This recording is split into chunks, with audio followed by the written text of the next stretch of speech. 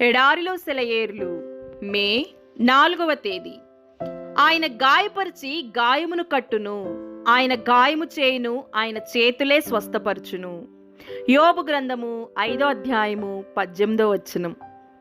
భూకంపం మూలంగా గతంలో స్థానాలు తప్పిన కొండల్లో గుండా మనం వెళ్తే మనకు తెలుస్తుంది. అల్లకల్లోలం జరిగిపోయిన వెంటనే మనోజ్ఞమైన నెమ్మది అలుముకుంటుందని.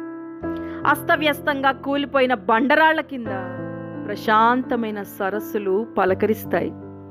ఆ బండరాళ్ల నీడల్లో నీటి తుంగ మొదలైన అనేక విధాలైన జలవల్లులు మొలకెత్తాయి.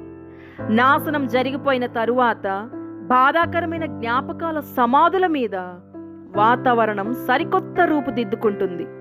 దాని ఆలయ శిఖరం తెల్లగా తుఫాను వెలిసిన మసక కాంతుల్లో దేవుని వైపుకి రక్షణ కోసం అర్రులు చాస్తున్నట్టు ఆకాశం వైపుకి చూస్తుంది.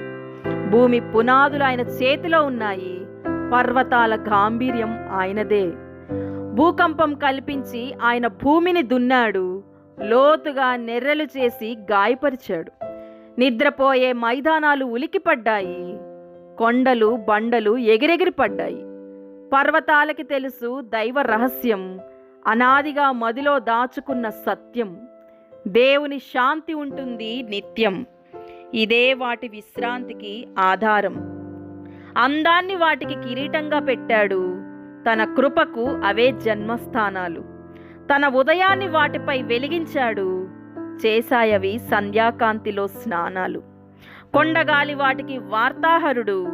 సుడిగాలులు కేంద్రం నుండి వచ్చే సమాచారాలు. కారుమబ్బు వర్షపు దారలు ప్రేమ గీతాలు. లోయల్లో ధ్వనించి వ్యాపించే సంగీతాలు. పర్వతాల ప్రశాంతతలోని రహస్యం వినండి.